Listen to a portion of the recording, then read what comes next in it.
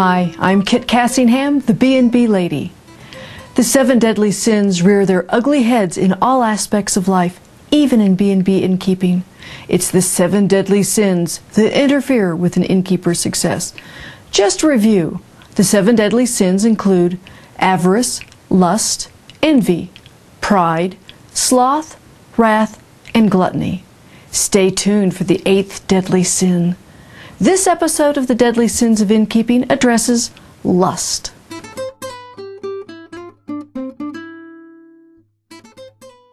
I see this sin most with aspiring innkeepers who lust for the B&B lifestyle so much that either they don't do any or much homework about the business and dive in head first with their eyes closed, or those who do their homework but won't allow their rose-colored glasses to be removed so they can see the reality of the industry for them.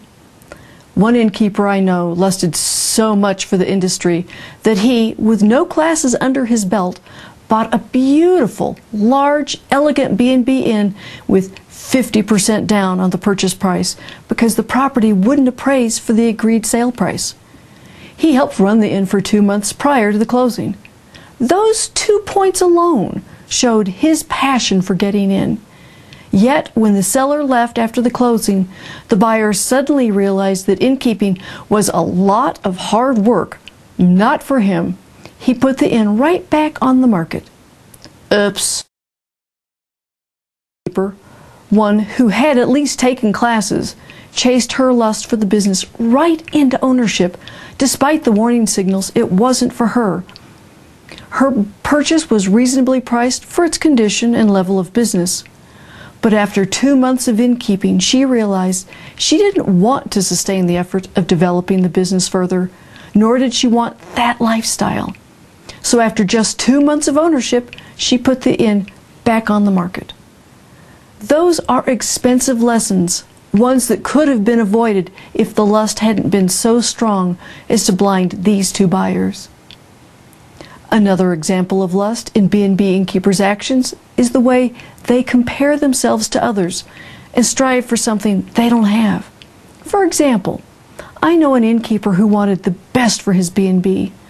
Antiques, jetted tubs, fireplaces, and fabulous food experiences. Admirable. The execution of his plans was less than ideal because they weren't his style. So these wonderful amenities actually ended up detracting from the guest experiences. The jetted tubs he bought were high quality, but the installation was low budget and they looked tacky.